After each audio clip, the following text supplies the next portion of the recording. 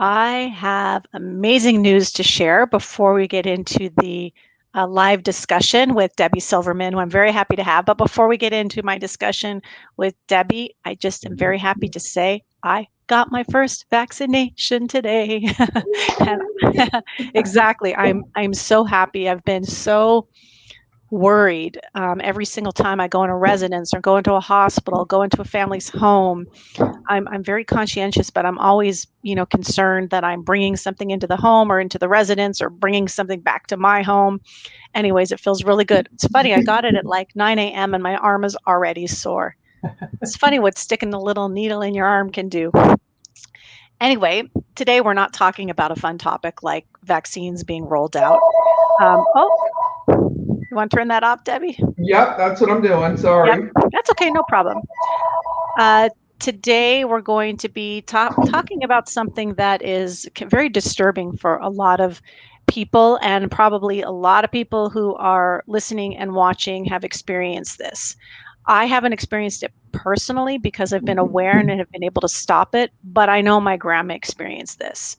I don't know, maybe 2 years ago, she got a phone call from Microsoft Word about some software updates and problems, and they had her on the phone for well over an hour. Of course, they were asking her personal information. Once they started getting to the personal information and credit cards and these kinds of things, my grandma thankfully stopped and she hung up and she called my uncle, her son, who said, "No way, don't give anything." So luckily, we were able to kind of shut that down.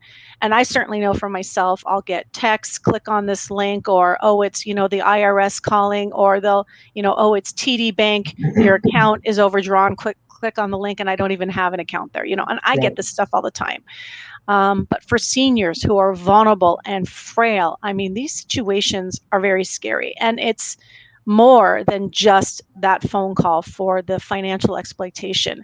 There are other ways that seniors can be abused financially. I've worked with a family where a guy was repeatedly coming to the home of a woman who somehow he knew had dementia, and he got her to buy a new roof like 5 times, Mm. had her getting in the car with him. He was driving to the bank. I mean, these are some really scary situations, and unfortunately, a high percentage of the files in which there are crisis and financial abuse in my practice, I find, are from family members even taking advantage of someone financially, going into the bank and these kinds of things. So frauds, scams towards the elderly are very scary. They're concerning.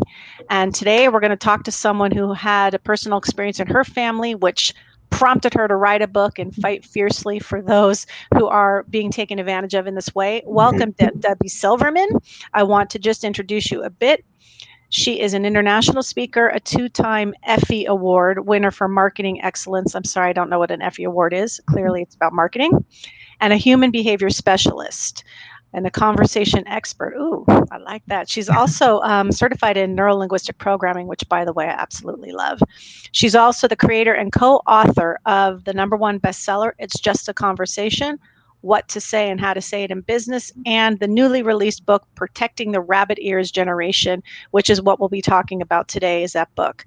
So I was looking in prepping for this, Debbie, I was looking at some stats, and I saw more than 1 in 10 elderly people in the US fall victim to elder fraud. Average loss per case is over $17,000, and only about 1 in 23.5 cases are reported.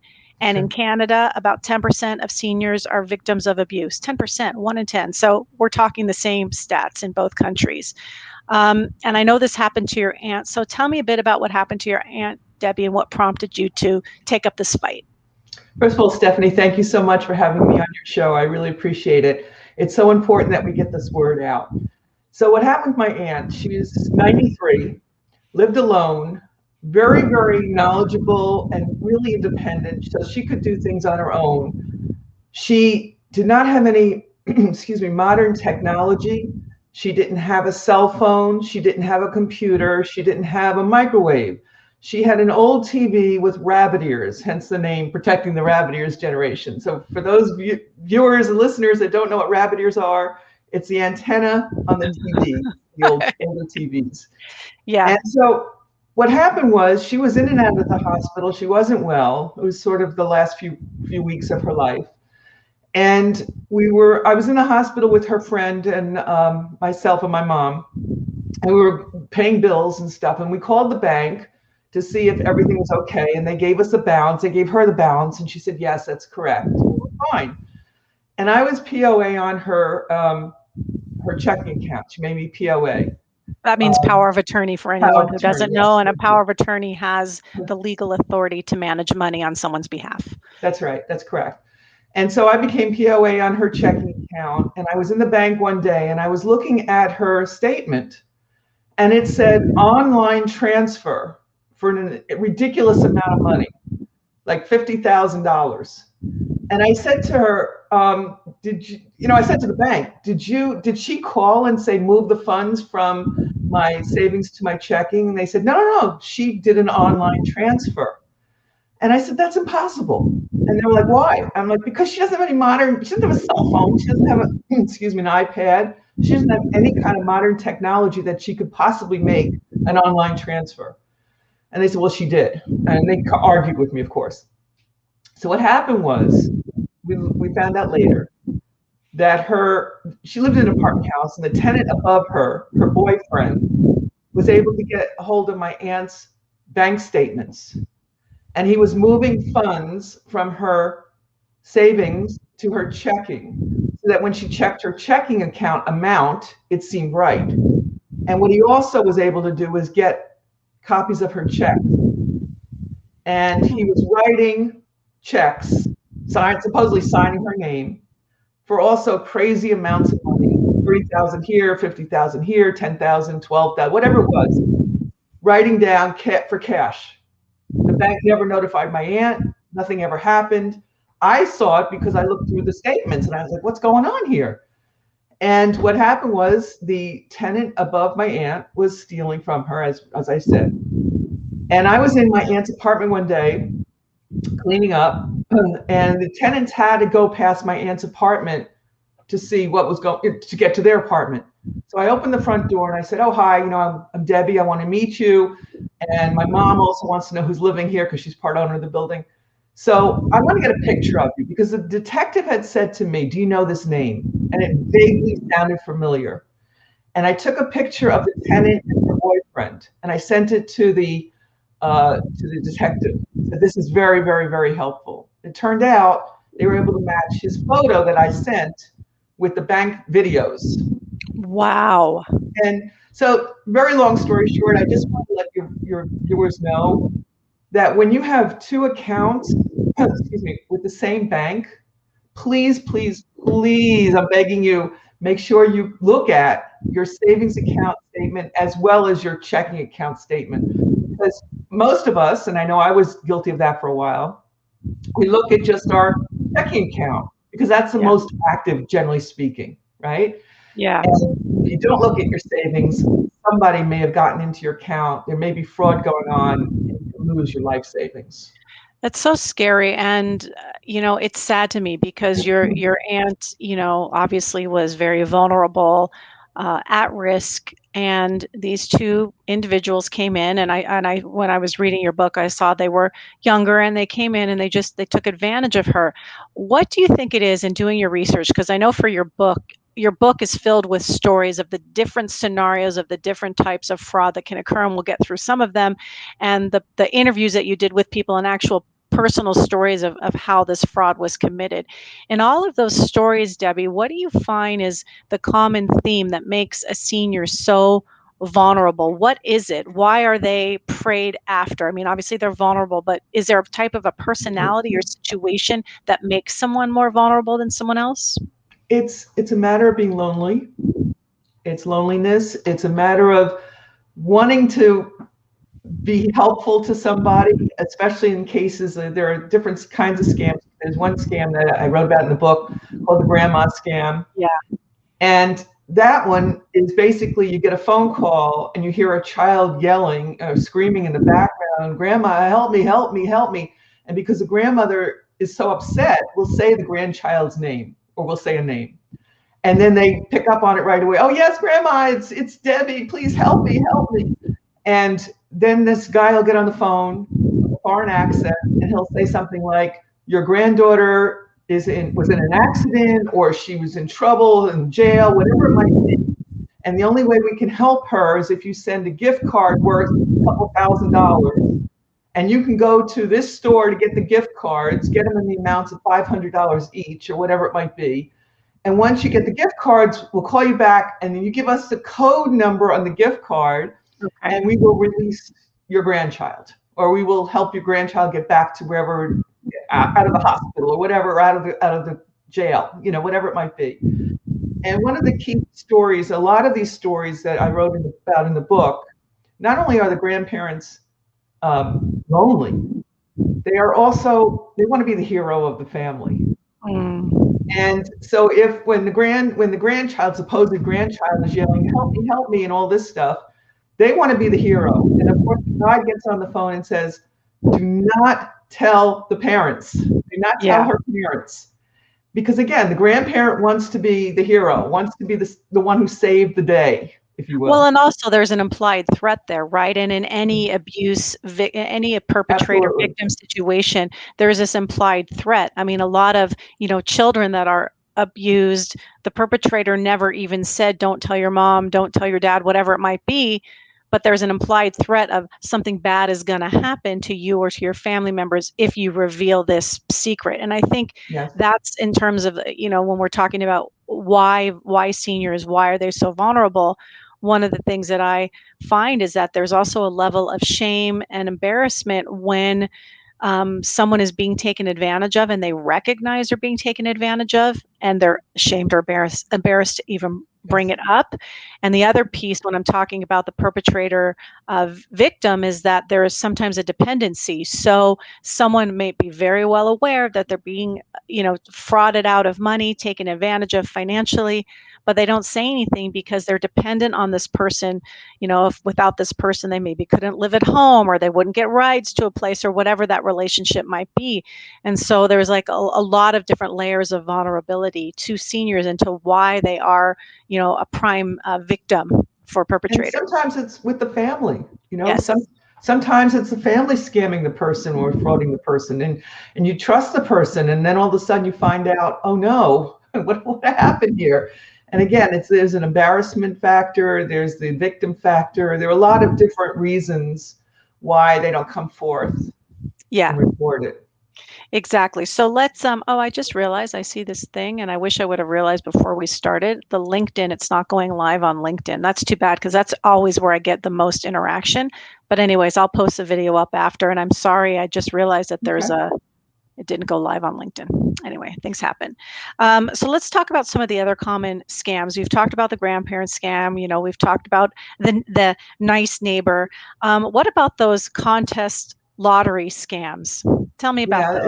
And they're very popular, especially now with what is it? Publishers Clearinghouse, which is happening, I think, at the end of around the end of February, I think it happens. First of all, Publishers Clearinghouse will never call you. None of these companies will never call you, especially Publishers Clearinghouse. They will show up at your door, like the commercial shows you. That's how they operate. That's what they do. So if you get a call that says you won the lottery, you won Publishers Clearinghouse, and you won $3 million, and the only way you can collect your $3 million is if you send us money to pay for the taxes. Or if you give us your social insurance number, your social security number, therefore we can make a deposit, or your banking routing number, and we could just make the deposit directly in. That's got to perk up some ears too, huh? That's right. And they'll ask for, make it like as easy for you as possible to say you won the money and we want to get it to you and we're so excited for you. And of course you get kind of carried away with the emotion and the excitement, and you want, oh, I'm a winner, I'm a winner. One of the stories in my book, this woman, all her life, said to her children, I'm going to win the Publishers Clearinghouse sweepstakes. I'm going to win it. I just know I'm going to win it. And sure enough, she got the phone call from the scammer saying that she won. And she was so excited that she won that she did not tell her children. She sent the money to pay for the taxes and then realized that it was a scam. It's horrible. It's horrible what goes on in these people's minds and these scammers. It really is. And I mean, even for myself, I can get caught up. There was recently something that I saw, I think it was on Facebook, that kept coming around, and there's all these celebrities, and they're like, oh, if you um, tell me what number is written in this. You remember those things that you used to look at where it had all of these numbers, but then there'd be an image in between, or not numbers, but Yes. like little You have dots, and to there's an see the image. image. Yes. Yeah, I can't remember. So there's this thing that's online right now, and it's a celebrity live saying, "Find it, put your name in, and then you're going to win money." And so it's interesting. But then if you put your name in and then you win, then they're saying, "Okay, well now give us your credit card."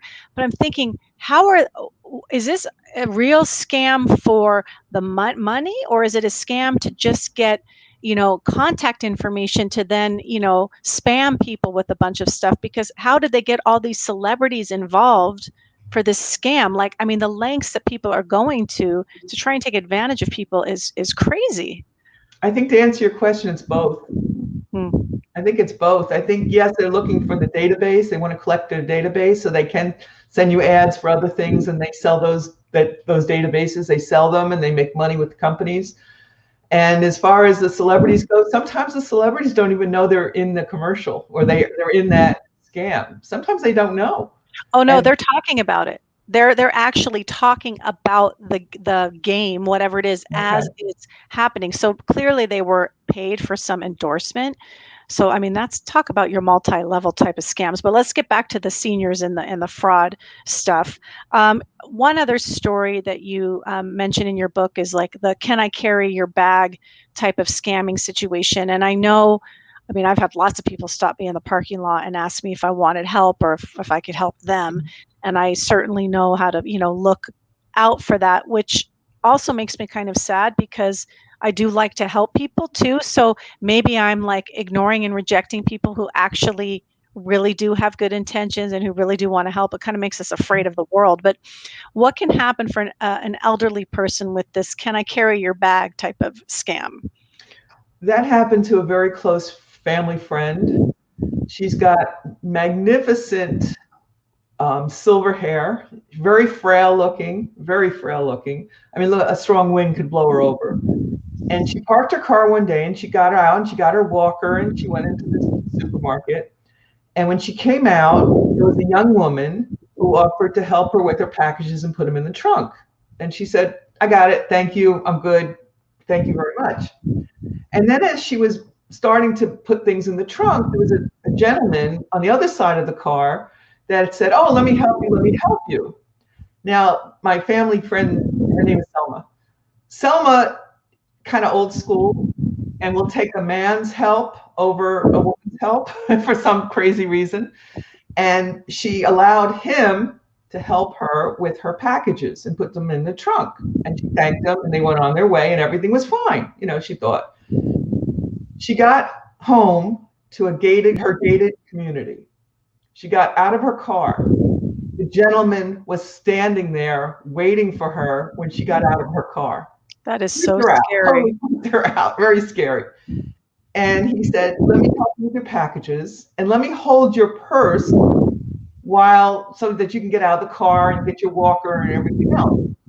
I'm fine. I'm fine. Thank you anyway, but I'm fine. Like, where'd you come from? Now, it's possible he lived in the same gated community. It's possible that it was completely innocent. It is possible. However, when he asked to carry or hold her purse, she was like, "No, no, no, no. Thank you Yeah. anyway." He helped her, I guess, with a few packages, and she took just a few packages out of the trunk. She went into the laundry room because she didn't want to have him see where she lives. And she waited for him to leave. And once he left, then she was able to come out and get the rest of her package. Very And smart woman. never, ever give your purse to anybody. Of course not. Uh, My kids take it. I don't give it to them. They just take it. Well, that's different. That's a different kind of fraud. No. Right. Well, your friend is very smart, first of all, and very aware, which is nice to hear. And it's just it's very scary because when you talk about, she's using a walker, and so she's, some limitations with her mobility, and so it's not even just that financial fraud or that scamming that can occur. It's the physical danger as well. She could be knocked on the head and things stolen from her. I mean, that can happen to anybody at any age. Um, so as we're moving on, talk to me a bit about what do you suggest that people do? Because I know that you've heard lots of stories about Yeah. how people respond. If an elderly person thinks they're being scammed or frauded, or a family member discovers it, is the first step you go to the police? Do you confront the alleged person who's victimizing? Like, what do you do? Well, it depends on what's going on. It depends what's going on. If it's a telephone scam and they're asking for gift cards, first of all, what I would recommend to most people is let the phone call that you don't recognize go to your voicemail. Go to voicemail. You don't have to answer every call. It's okay. And if it's that important, they'll call back. Yeah. So that way you at least know who's on the other end of the phone. All right. All right. So say you do answer the phone, and then what do you do? If they start talking about something happened to somebody you love and they make it seem very real, when you get off the phone, do not go past go. Do not collect your $200. If you remember Monopoly, Or go directly to the person who they're talking about. Like if they said your grandson, your granddaughter, whatever it is in trouble, you call that person. You call the parents. Do not say, I'm going to be the hero and protect them. All right? Because 99.999% of the time, it is fraud. It's a scam. And so make sure, that's all. Make sure the person's okay. They're not in the hospital. They're not in an accident, whatever it might be. Call the parents and say, I just got this phone call. I'm very upset. What should I do? And they'll tell you also, it's fine. He's fine or she's fine. yeah. Number one. Yes, go to the police, report the case if you can.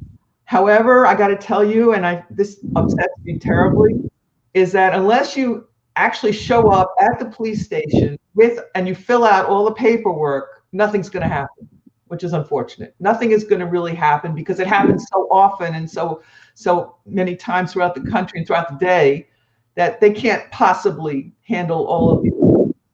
They can't. Yeah. Yeah, I mean, it's true. And the police are obviously looking at other types of crimes as well. But I find that when families go directly to the financial institutions, there tends to be a bit better movement because the institution doesn't want to be liable as well. And they want to make sure that further fraud doesn't occur that they may be responsible for if they didn't have all the measures in place. And sometimes then you can kind of get the evidence and then go to the police and you have a bit more, I guess, direction. Do you find that to be this to Again, it be depends on the scam, Stephanie, okay? because Okay. with my aunt, I had the police report, I had all the paperwork, I had copies of the checks, I had everything.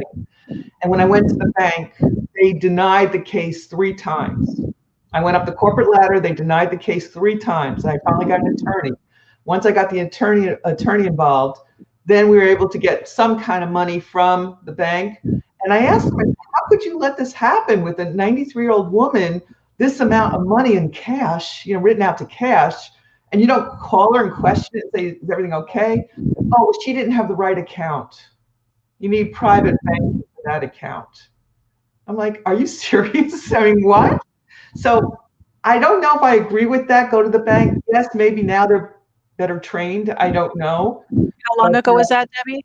I'm sorry. How long ago was that for your aunt? This happened in 2016. Okay, so it's not that long ago. I don't know if they're better trained now, but I No. see what you're saying is that you may not always get the assistance that you need in Yeah. whatever direction you go. So then if we don't want to then be reacting because something happened. So let's talk about more proactively what we can kind of do to protect that population. One of the things that you talked about was having some cameras around the home so you can watch the comings and goings, which you were very clever to take a picture, and that picture helped. And the bank had footage, so that helped to match. But we can obviously have that kind of um, I, camera system. I don't know. I'm losing my train of thought. Surveillance system at home as well, so you can be watching things. Caveat before we get into talking about that, we always have to think about privacy and confidentiality. And Yeah. I never recommend that you install cameras and things like that in anybody's home without their full knowledge and permission. Even That's if right. you're a intended adult child who wants to help their parents, it is a violation of privacy. So have the discussion. Okay, That's that's the right. You social have to have worker. that conversation. That's the Absolutely. social worker coming out. But do Absolutely. you suggest that like a lot of people have these surveillance systems in place? I suggest that if the person lives alone, yes, get something in place. It'll also help medically because if something happens to them, you'll know and you'll be able to, if they don't Yeah. have one of those buzzer, beepers that are or things that they wear around their neck to get help, that might help you as well. And of course, you have to have a trusted family member or friend that is reliable enough that can view the videos and not steal from you and not know what Yeah. you're doing, right? I know it's a lot to take in. It is. In addition to the surveillance stuff that you can do, it's very important to have, like with the grandmother scam with your grandkids, have a code name, a code word. Ooh, like a So safe that, word, but not the fun way. well, yeah, so like, the cat's out of the bag or some crazy phrase that you would only say if you were really in trouble and not just this random stuff that's going on. If you were really in trouble and you heard your granddaughter say to you, the cat's out of the bag, then she's in trouble. Or I'm just Right. making that up as a phrase, but I'm just saying come up with something that only you and your family know what it means. Or I guess even if you don't have the time to do that and this happens tonight, you can always ask that family member if it's the grandmother scam, like, okay, I want to help you. Tell me what your brother's middle name is, or Yeah, something like yeah, that. that's like You know, that's a code. Exactly. the That's code. the same kind of Yeah. thing. Right. Right. And I think for me, one of the most important things that people should be doing is getting their power of attorneys in place so that you have the legal authority, like you did, to even have access to start looking at the bank accounts and the savings and the checkings. Because had you not had access and seen that, you wouldn't have known any of No. this. You wouldn't have known that your aunt was being frauded. So certainly, I'm sure you encourage people to put your wishes in writing and to get that power of attorney, someone that you trust. Absolutely. Yes, absolutely. And tell everybody what your plans are. Tell people, Debbie has power of attorney. This one has that access. Tell people so they know and they can be prepared if God forbid something happens. Yeah, and for families where there's trust lacking and they're not maybe sure who to choose, you can also always choose multiple people. So there's like oversight and checks and balances. So, maybe I'm going to choose my daughter, and then I'm also going to choose my best friend. You know what I mean? Like You two can also options. use an attorney for that too. You can Yeah, also use an attorney, and that person legally is bound to help you and be protective of you and so on. So yeah. that's another option. The one other thing I wanted to talk about, which I didn't realize until I read your book, is that there are apps for telemarketers that identify these spam calls or something, Mhm. right? Weren't you saying something like that in your book? Yes, and there are a lot of different apps out now that maybe even your cell phone can offer you, or your carrier can offer you, where it'll come up. It says spam call, or do not take the call, do not accept the call. There are little ways that they have come up with to tell you that it's just not a good call for you to answer. Oh, that's great for your cell phone. So, Debbie, your book is called "Protecting the Rabbit Ears Generation." Did I say that correctly? Yes, You protecting the did, and I'm rabbit. going to hold it up. There you go. Good. Here, let's be book twins. And here's mine, Plan for Aging Well. Wait, there. Okay. Um, so, Debbie, where can people find your book? Is it on? It's on Amazon.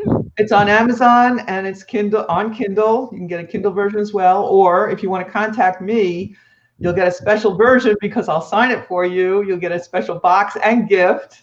And it's really, I think it's worth having the hard copy and having the extra things. And plus, once you contact me, if you have any questions, if you need a consultation or something, I'll be happy to give your listeners a free consultation on how to help their loved ones. That's nice. Thank you, Debbie. And the thing that I really enjoyed about the book is it's a very easy read. And I know that's something that I really strived for as I had heavy topics too. And I was really trying to make it conversational. And I found that your book was like that. And because it was not just like technical aspects of scams, it was storytelling, the real stories of what the scam can look like in real life. I found it to be very helpful and very easy to digest and understand quickly. So I definitely recommend it. I think it was great. Thank you. And the reason why I did the stories is because people will remember stories. They don't remember if you just tell them the bad news. So they Absolutely. have to hear it in a real story. And That's if right. I may, so if people want to get in touch with me to order my book, it's Rabbit Ears Book, RABBIT, Ears, EARS, book, BOOK, at gmail.com. So why don't you, Debbie, send me whatever links that you want, like the link to Amazon maybe, and this email that you're telling me about, and I'll put it in the comment section of all the channels that I post this on so that people can have the information and just click on the link and get a hold of you. Okay, very good. I appreciate that. And also, I just want to add one thing, Stephanie. I have a book trailer that I did that Oh, talks yeah, about some of the scams, and it shows you. And I also have a wonderful production that was professionally done of the grandmother scam, which takes you through that story too. So I will send you those links. So maybe you wouldn't mind posting those together, and maybe people will have a little more information than just our conversation today. excellent. Excellent. So thank you very much, Debbie. I appreciate all your time and your presence and your insight and the stories. And hang on, I'm going to end the broadcast, but hang on for just a second. Okay. Okay.